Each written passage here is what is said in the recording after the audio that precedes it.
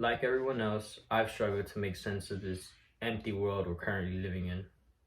In the beginning of quarantine, it was so strange to see these great buildings and structures empty and deserted.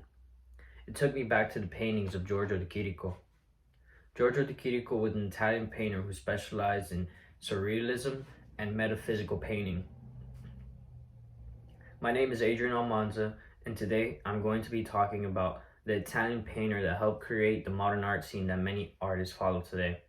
We'll be discussing his childhood prior to entering the art field, followed by his most notable works that transitioned him from student of art to a pioneer of the metaphysical painting, followed by his reversion back to classic artistic styles that pushed him away from the modern art circles that he started. Let's go back to the beginning, his childhood. Giorgio was born in Volos, Greece on July 10th, 1888 to a Genoese noblewoman named Gemma Cervanti and an Italian engineer named Evaristo, who worked on a Greek railway system, according to his biography on Masterworks Fine Art Gallery. His brother was born 2 years later and was named Andrea, but would later go on under the pseudonym Alberto Savigno and would become a famous writer and musician and collaborator with his brothers. He attended the Higher School of Fine Arts and studied art and literature. His parents were very supportive of his ventures as they granted him literature from Greek and Roman mythology. He was also a very ill child, suffering from intestinal problems, which caused him to stay inside and read more and work on his art, further fueling his passion. His father would die in 1905, and his mother would move him and his brother to Munich, Germany. It was here where he attended the Academy of Fine Arts and left shortly before graduating. He studied under the German painter Max Klinger and read works from German philosophers such as Friedrich Nietzsche and Ottoman Weininger, and established his love for the distorted reality and ignored the mundanities of his real life. Now that we know what life was like growing up for Giorgio, let's talk about the work that cemented him as the forefather of metaphysical painting. His most famous works were in the prime of his career, when he created the Metaphysical Town Squares collection, which caught the attention of Guillaume Apollinaire and Pablo Picasso. He moved with his brother to Paris in 1911 and held his first exhibition there with fellow artists in the avant-garde circles. According to Britannica.org, in 1915, he and his brother were conscripted into the Italian army to help with the war efforts with what it was at that time called the Great War. It was at this time where he began to use mannequins in his paintings and became not only a staple in Giorgio's work, but in most modern art, even used today. In 1917, he was diagnosed with a nervous condition, which led him to stay in the hospital, where he met his longtime colleague, Carlo Carrà.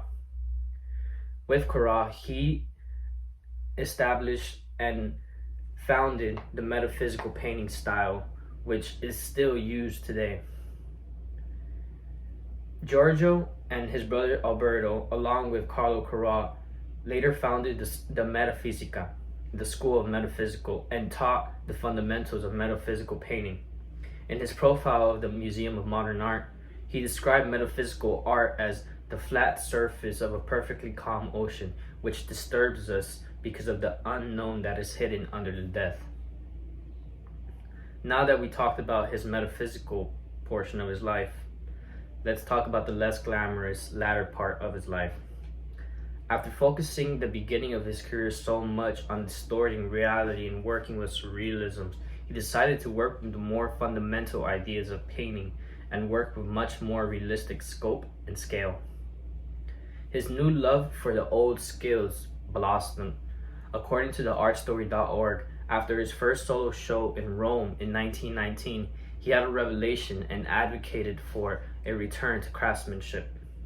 Between 1919 and 1924, he worked on his technical style and on anatomy on his newest collection, The Old Masters. Following this, he worked on a ballet in Paris in 1924. In 1929, he collaborated with the writer Guillaume Apollinaire and would later on write his own novel based on the ideas of surrealism metaphysical that he abandoned so many years ago.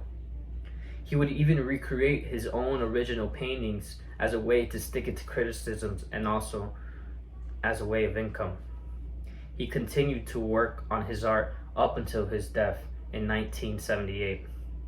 Giorgio was a person who never put anything ahead of his passion, whether it was following artistry as a young child or creating his own voice in a world where there was nothing like it when he created the metaphysical painting style, or even reverting back to the old fashioned even after being criticized from so many that used to look up to him, and even breaking the rules of the very art style that he established.